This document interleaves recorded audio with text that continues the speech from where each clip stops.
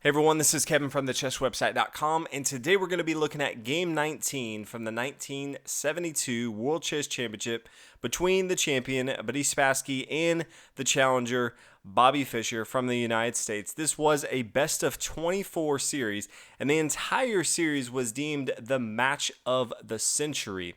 But in Game 19, we have White playing from Spassky, and he's down 3 points to Bobby Fischer. Buddy Spassky has his work cut out for him because best of 24, there's not a lot of games left to make up 3 points, especially since Bobby Fischer has been favoring just going for draws, not trying to go down any crazy lines that could get him in trouble.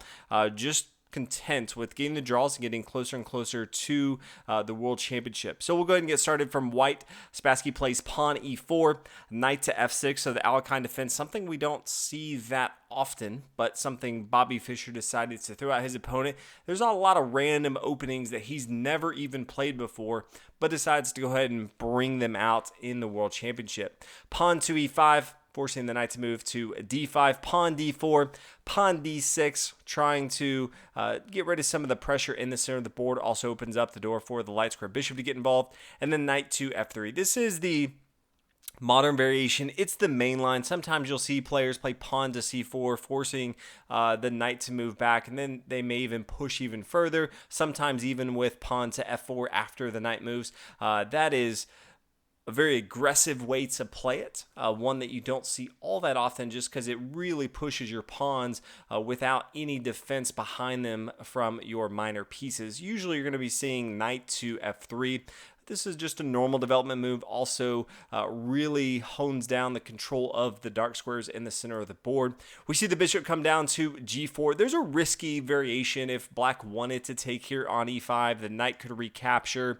And then depending on where black goes to, sometimes we'll see knight to d7 trying to attack this knight.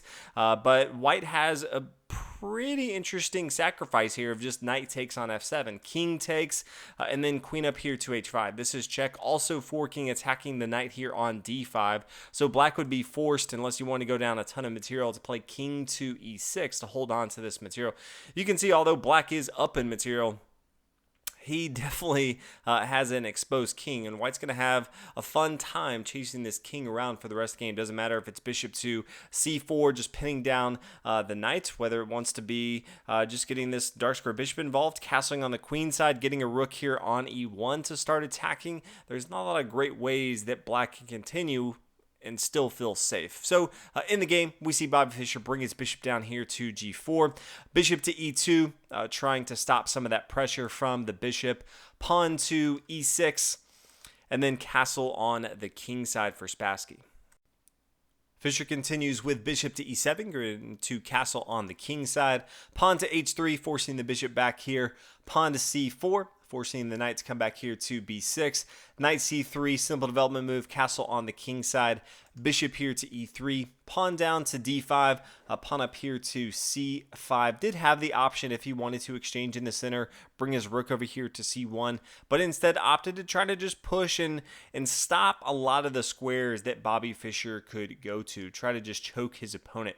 Bishop comes down here and exchanges here on f3. A lot of times you won't see a player exchange giving up his bishop for a knight. But recognizing in this position specifically, the knight's just so strong, controlling both of the dark squares in the center of the board. So Bobby Fischer decides to go ahead and exchange his knight for the bishop, also recognizing that this is a closed structure, and bishops tend to do better in an open game where they can have so many more squares to control. But right now, Bobby Fischer looked at it and said, yeah, I'm okay. My knights may even be better in this position, so I'm going to continue and go ahead and give up my bishop. Now decides to bring his knight down here to c4. This is a great little outpost. Also, since it was being attacked, need to get that knight to a safe square. Pawn to b3. Decides to go ahead and exchange his knight here. Give his opponents double pawns here on the e-file. Well, it's going to be fairly easy for Spassky to get rid of those double pawns. He could just play pawn to e4. There's no way for black to really stop getting rid of those double pawns. But pawn to b6, pawn up here to e4, pawn down here to c6, Pawn to b4, so both sides just trying to solidify in their pawn chain, making sure that if one side takes, that they have pawns there that they can retake here. So this b file is now an open file that Spassky can easily bring his rook over here to b1 to continue.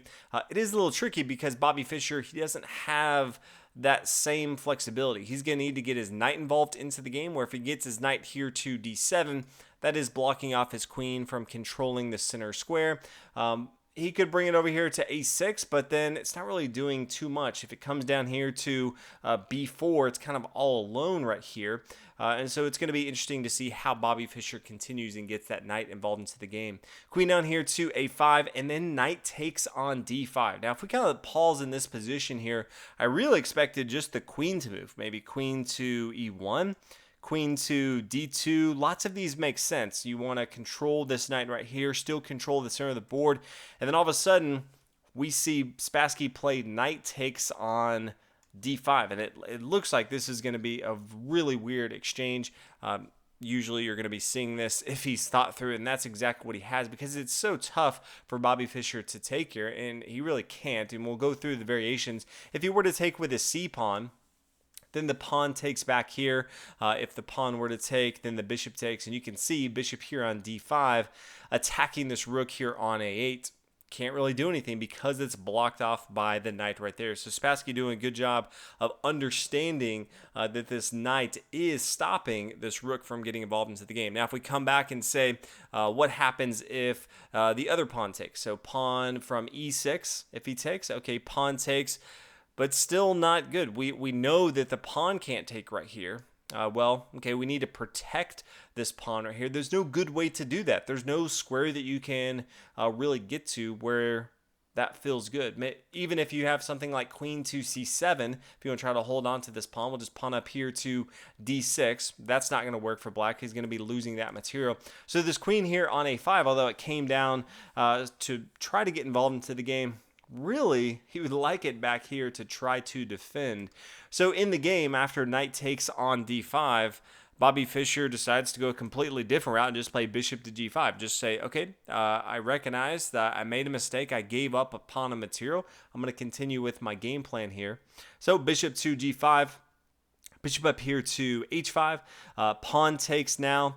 Bishop takes on f7. So you see some crazy exchanges going on from Spassky saying, you can't take with your king, so I'm okay if you want to take with your rook here. Rook takes, rook up here to f7, and then Bobby Fischer says, yeah, let's go ahead and get the queen down here if you want to exchange on board, and that's what they do. This looks much more like what Bobby Fischer wants. Exchange down material. He's no longer in a really terrible position, and he's getting more towards the draw state, which he seems to have been doing in the previous games. Rook over here to f1. Knight to c6, now opening up the door for his other rook to get involved into the game. Pawn takes on d5, pretty much have to take back with the pawn. Rook to d7, bishop up here to e3, and then king to h1. After the check from Bobby Fischer and Spassky moving his king to safety, the bishop comes back here to d4, starting to gobble up some of those pawns. He does need to get back in this game since his opponent has two rooks on board. Pawn to e6. So white does have two passed pawns that he can start to push. We see black play bishop to e5. If you look at it and say, why doesn't he gobble up material? You always have to be wary of your opponent's rooks, because rook over here to c1 is it is going to gobble up one of these pieces on the board. Even if rook to e8, gobble up the bishop, lose the pawn, but then he's going to lose the pawn here on d5. Definitely going to be a good exchange for Spassky. So after pawn to e6, we see bishop to e5. Rook takes on d5. Rook over here to e6, looking to gobble up material. Rook to e1, attacking the bishop, but the bishop is being defended by this knight here on c6. So the rook can easily come down to e6 take. Rook to d6. We see the king get involved into the game. Would be a mistake if the bishop were to take, because bishop takes and then rook up here to e6. Bishop takes, and then the knight's going to follow. You can see how bad this gets because this rook is now attacking both of these minor pieces. If we come back and say, what happens if the rook takes? Okay, well, that's going to be bad as well. Pawn takes here. This is going to be a dangerous pawn to deal with. And you see the same thing. If the bishop were to take, then the rook can just come up here to e6. Now, after the pawn were to come here, if we see the king to f7, well, then we see rook over here to c1 attacking the knight. It just gets tricky. The rook can come up here to c7 check, start to gobble up some pawns on the board. So all in all, do not want to take that rook, although it may look tempting for Bobby Fischer to do so. Decides instead it's better to get his king involved into the game. So king to f7. Rook takes on c6, rook takes, and then rook to e5. So we've come into the endgame with rooks apiece. It does look like white has an advantage, but it's going to be fairly easy for Bobby Fischer to actually gobble up a pawn back in material. And then both sides are really equal. There's no a clear way for either side to have an advantage. We see Bobby Fischer has the more advanced king, so he's going to go ahead and get that into the action. King here to f6, forcing the rook to move. King here to e6. Rook back to h5, and then pawn h6. King to h2. Rook to a6, so saying, yeah, if I'm not going to take this, I can easily take this pawn here on a2. There's no real way for white to hold on to it. So he plays pawn to c6, and black decides to go ahead and take this pawn here. This allows Spassky to come over to a5, but that's going to be fine. Pawn to a6. This blocks this pawn from coming off the board, but it does protect and allows Spassky to hold on to his pawn on the a file. And this is just a completely draw state. They do have a couple more moves. King to g3, king f6, king f3. Rook to c3, and then after king to f2 and rook to c2, they decide to go ahead and draw the game. So after 40 moves, we do have another tie. So game 19, a tie. I feel like Bobby Fischer, this is exactly his game plan right now, especially with the black pieces. There's no reason to give your opponent any hope that they're going to be coming back. So hopefully you guys enjoyed this video. We do have a few more games left in the best of 24 series. Bobby Fischer has still a 3-point lead, but thanks for watching, and I'll see you in the next one.